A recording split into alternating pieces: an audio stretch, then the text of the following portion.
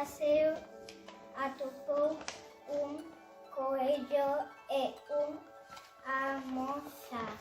Os tres continuaron o seu camiño cando de súpeto apareceu un can e un tronco que era un monstro.